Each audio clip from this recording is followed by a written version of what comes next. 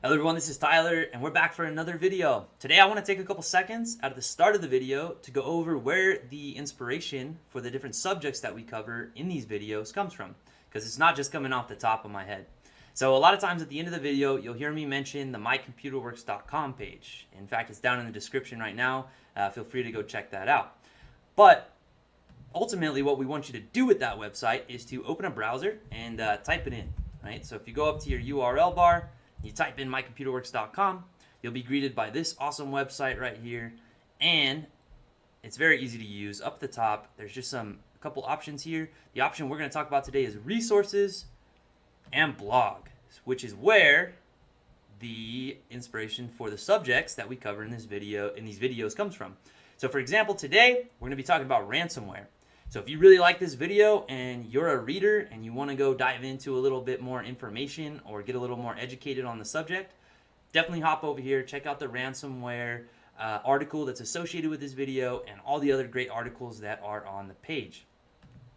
It'll just kind of give you a little bit more as far as what we're covering, what we're talking about in these videos, and a little more education for you, free education for you guys. So now that is out of the way, let's talk about ransomware. So when you hear the word ransomware, what comes to mind?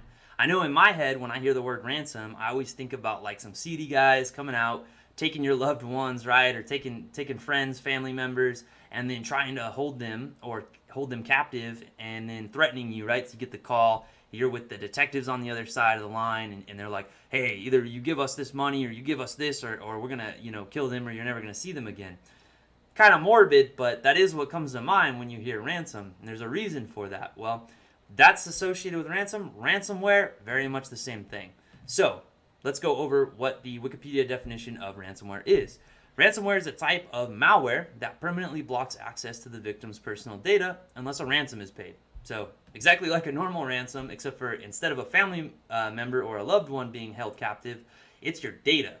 And it's hackers and scammers who get on and they take it, and then they want something from you to get the data. And they're not going to give it back to you until they get what they want.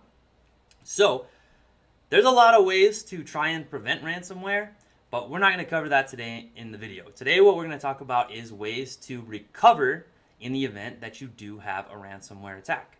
The best way to be able to recover in the event of a ransomware attack is a backup. Now, backup is huge. Again, at MyComputerWorks, we talk about backup a lot because it's such an important thing to have. But I want to make an important distinction here. Backup can save your data in the event of a ransomware attack, but it doesn't prevent ransomware. Again, I want to make sure everybody understands that. I'm not saying that backup prevents ransomware, but what it will do is it makes it much, much easier to recover from it, and it saves your data. So let's talk about backup, right? There's two different types of backup. There's local backup and cloud backup, and we're going to go over some of the pros and cons to each. So pros and cons to local. So local backup would be, for example, taking this external hard drive, plugging it into my computer, and going into my backup settings or downloading some software to use for backup and backing up to the drive. So what's the pros to this? I own the space. The nice thing about a local backup is you own the space. It is physically in your possession, right? This is a physical thing. It's in my hand. I have it. I can plug it in and unplug it at will and do my backup.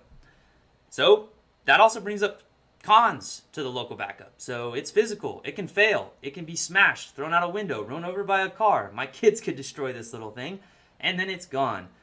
So it is susceptible to physical failure, as are all physical things. And then on top of that, I have to manage this. So again, I have to be plugging this into my computer. I have to make sure that I'm being very diligent in backing up regularly and that I'm getting everything that I want and that nothing's being missed. It's kind of a lot to worry about. Which brings us to cloud backup. So there's pros and cons to cloud backup as well. So one of the nice things is it can be managed for you. I'll give you an example. Here at MyComputerWorks, we use iDrive, and we offer that service to our clients for an additional fee per month. Now, if they pay for that, we manage their backup completely, like remotely. Like you don't have to do anything. That's great, right? It's for those of us out there, or those of you out there who don't like to manage your own tech or computer related things, especially something like a backup, which is super important, it might be better just to have somebody manage it for you to make sure it's getting done and it's efficiently getting done, okay? It's also less likely to physically fail. It's far less likely to physically fail than something like this, which again can be smashed or destroyed.